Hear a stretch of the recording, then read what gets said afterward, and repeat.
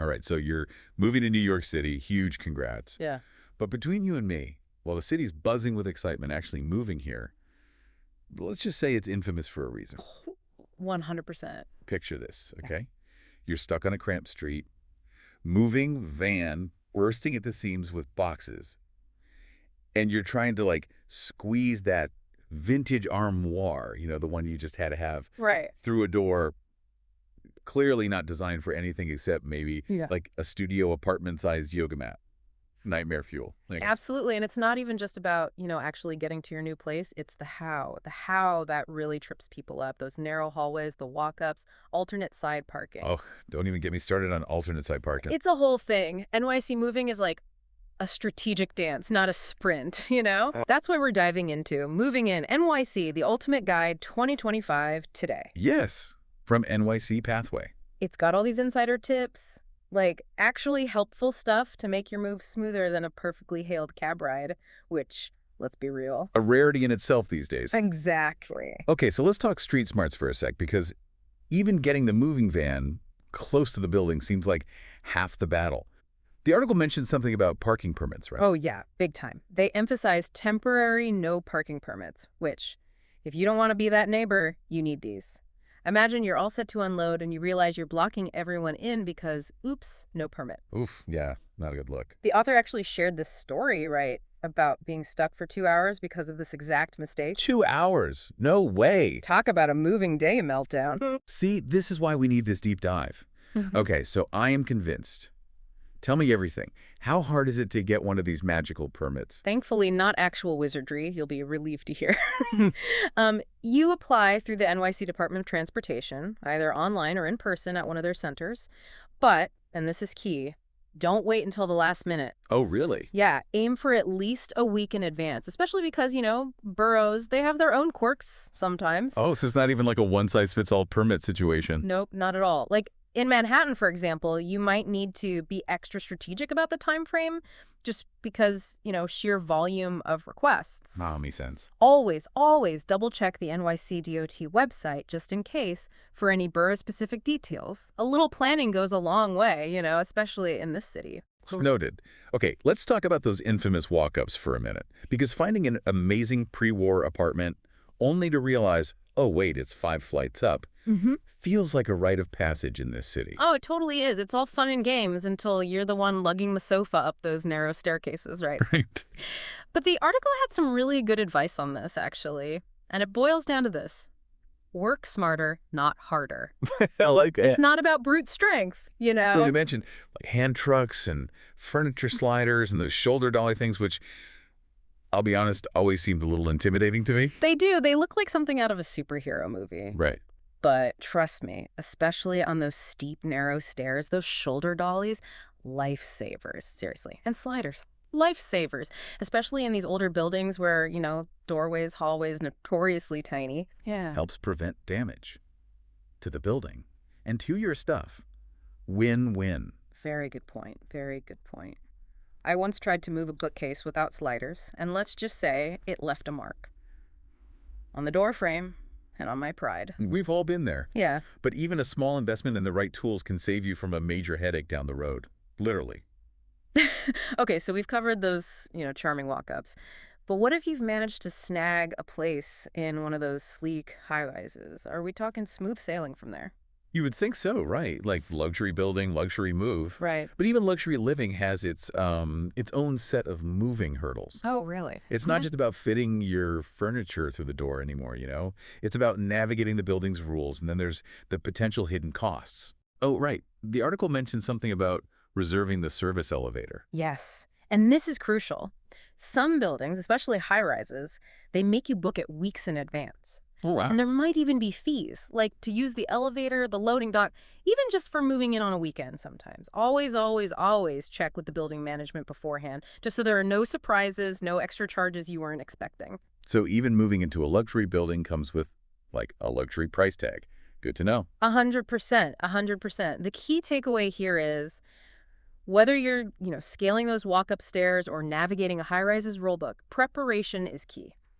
Don't just think about getting your stuff in. Consider any potential obstacles, any hidden costs, and then you won't be blindsided on moving day. Great advice. And speaking of costs, let's be real for a second.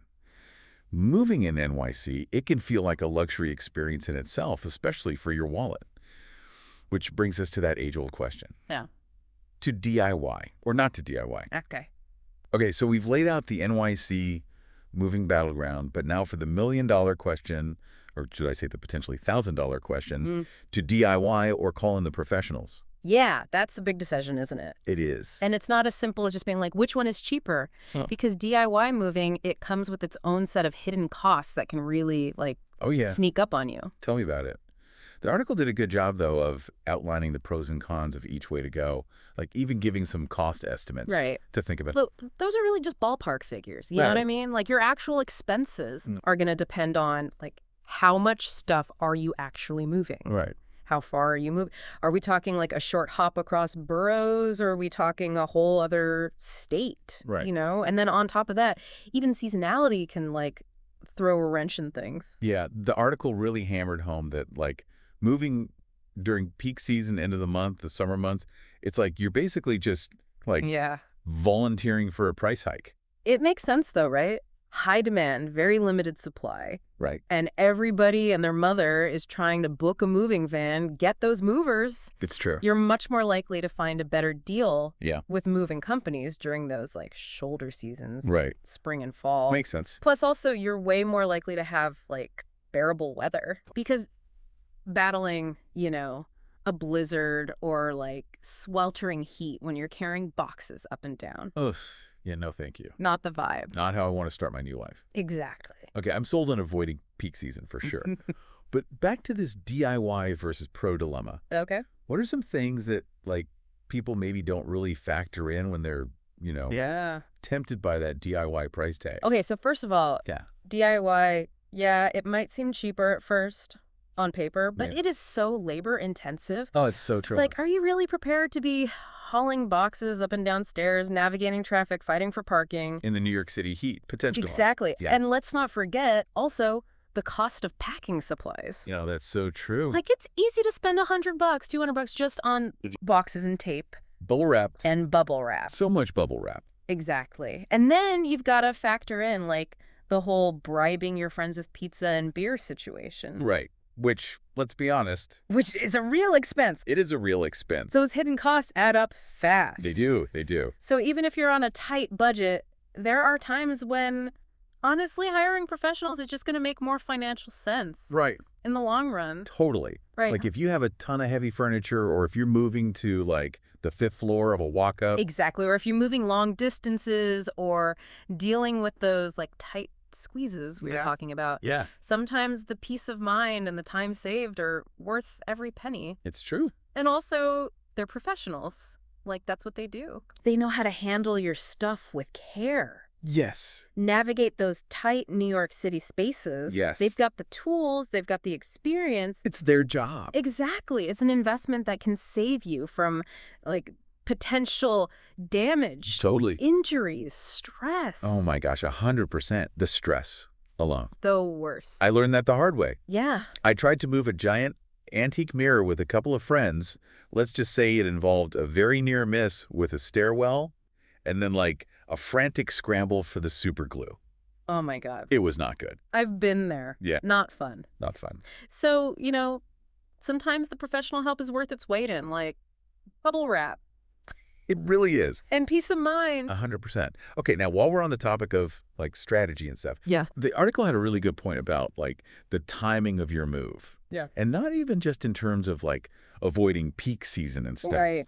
But they had this whole thing about trying to move during off-peak hours. Oh, yes. To avoid the worst of the city's traffic, which honestly, that's just like good advice for existing here, even if you're not moving. It's true. Knowing the city's, like, rhythms is like a superpower. It's true. It's true. Because even if you can't move during, like, that ideal time, just knowing traffic patterns will be so useful for, like, all sorts of things once you're settled. Only the grocery stores. Exactly. Yeah. It's about, like, working with the city, not against it. Which I love, but it makes me think this guide is great for, like, moving your stuff. Right. But what about moving your life? Ooh, You know, I like that feels like a whole It's other darn, deep yeah.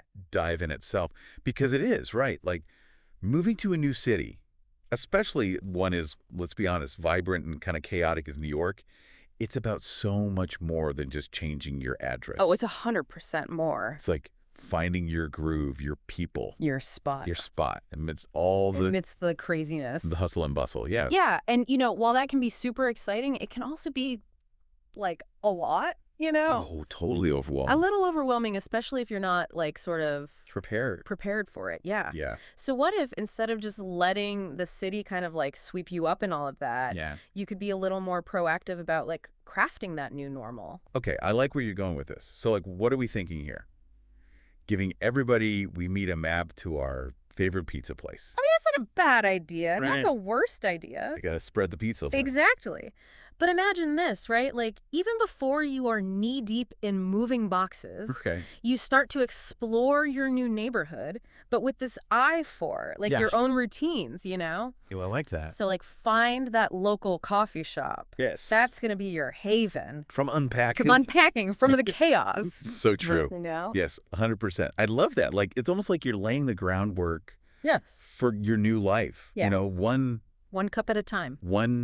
perfectly pulled espresso at a Yeah. time. Yes. Instead of just like landing in the new apartment, you're like Yeah. planting these seeds Yes. of comfort and familiarity. familiarity. Love it. Exactly. And it really doesn't have to be anything like grand Why- or time consuming, Right. Maybe you just locate like the nearest park. Totally. Even if you only have time for like a quick stroll before the movers get there Yeah. or like figure The out subway line. Yes. Which subway line is going to be like your new best friend? Yes. These little like micro explorations can make such a difference. They really can.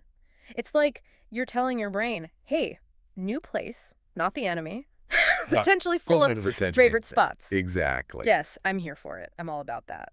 It's amazing how much those little things can impact like Yeah. your overall sense of belonging. And really like ease that transition. Totally. Because you're not just moving into a new apartment, you're moving into New chapter. a new chapter of your life. It's a mindset. It is. It is. And, you get to set the tone.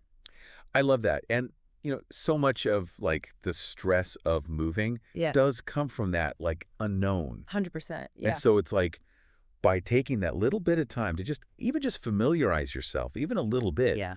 you're kind of taking control of it, Yes. turning it from something kind of scary to something exciting. I love that. Yeah, it's so true because I think like we get so caught up in the logistics of moving our belongings that we forget about that. Yeah, that emotional side. The emotional side, It's huge. it's huge. So by, doing both, you're setting yourself up for a much smoother, much more enjoyable transition. Beautifully said. Yeah.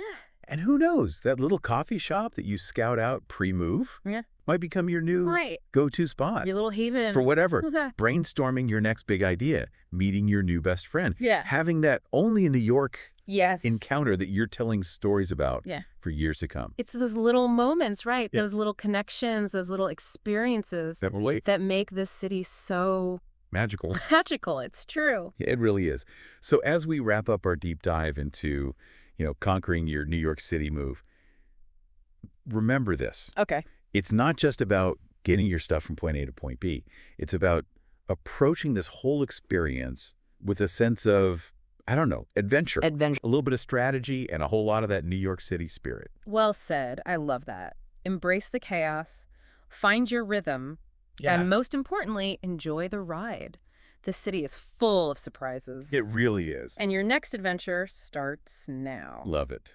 And on that note, we'll leave you with this final thought. Yeah. As you unpack those boxes and you start to settle into your new place. Take a breath. Yes, take a breath. Take a moment Yes. to explore, to get to know your neighborhood, Your new find those ones. hidden gems. Yes. And who knows, you might just discover something amazing About yourself. about yourself along the way.